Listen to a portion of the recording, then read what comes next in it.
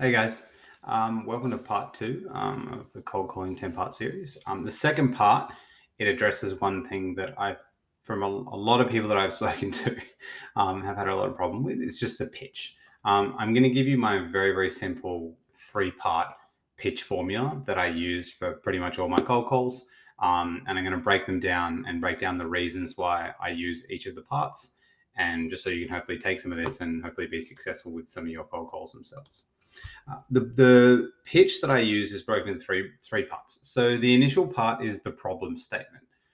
This is when I actually address the specific problem that the prospect most likely suffers from. You need to make sure that when you're actually building your lead lists, that you can actually break them down by role in the company, different industry verticals, hopefully micro segmenting those industries, just so you know the problem. Even better sometimes than they do. You can also look at case studies and all that within the organization to find out what were the specific problems that your product or service best solved. I then run through and try to weave in some social proof in that problem statement as well. I then like to go with the solution. So once you've stated the problem itself, then you actually run through the solution. You also get bonus points if you do have a unique offer that you can actually provide them. There is bonus points because that's kind of a bit of a hook. And then I go with the call to action, and I like to use Chris Voss method, where I ask them, "Would you be against?" instead of. So I'm going to run through my TeleSense pitch, the exact pitch that I used at TeleSense, or very similar to what I use depending on the person, and then I'll break it down from there. So let's pretend they're an IT manager at a local council, which is a government administration here in Australia. So I'll run through a pitch, and pretend they've already said yes to the opening as well. So I'll say, look, thanks, Chris. Look, I know from working with other IT managers at councils very similar to yours, you most likely have a stack of bills sitting on your desk, of phone bills, that is. And it's probably number 26 to do on your to-do list. And you really hate getting around to it. And every time you do, something else comes up that's way more important and you never end up getting back to it. Look, we at TeleSense, we provide a thing called a no-cost analysis on your bills. What we actually do is we just have a team and a special software where you provide your bills, just 1 month of your bills.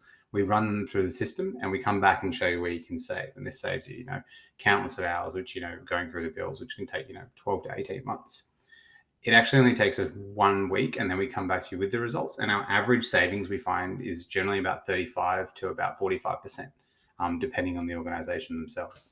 Look, would you be against possibly catching up to see how we help the IT managers at other XYZ council to see if we could possibly help you as well? Cool. So that's a very similar pitch that I'd use. I think I stuffed it up at a couple of points as well, but it doesn't really matter. It kind of drives the message home. So the problem statement itself, I'm stating a problem that I know to be true because I've worked with other councils. There's a few parts to unpack here as well. One is kind of Alex Hormozy uses the statement, the riches are in the niches. And it's also kind of social proof. By me saying I've worked with, IT managers at other councils very similar to yours, and all the time I'd state the councils as well, it makes them think, okay, he knows me. Then when I talk about the actual bills sitting on their desk themselves, those bills, he can visualize them. And everyone in councils I know, because we've worked with them, prints things. So I know that they're going to have a stack of bills sitting on their desk. So he knows, wow, this person really knows me. So, the problem statement itself is so specific. And, on an IT person's agenda, reading through bills, we know is like the last thing they want to do. They need to, be keeping the network up, making sure people are happy, clearing tickets. They've always got a backlog of tickets. So actually going through the bills is the last thing on their agenda.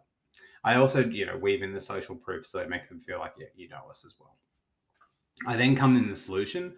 We had a pretty good solution because the actual offer itself that, Michael created before I got there as well was very, very unique. Like, we actually do the analysis at no cost, which actually is a big hurdle for a lot of organizations as well, because I think it's going to cost a lot of money. So we do have a unique solution, but providing that solution, but throwing the context there of how it can actually help them. And then the last part is the call to action. I then like to weave in the social proof again, and also the riches and the niches methodology, and kind of say, look, would you be against possibly catching up to see how we helped XYZ IT manage these councils to see if we could help you as well? So they're going to really feel like, these people know me. They're actually going to be able to solve our problems. And by saying, would you be against, I learned this off a Chris Voss video. No one's going to say, would you be against? They're not going to say yes. They're going to say, yes, I would be against that. A lot of the time they just say, oh, no, I wouldn't be against that. And then a lot of the time you can just jump in and say, look, would next week at so-and-so time work?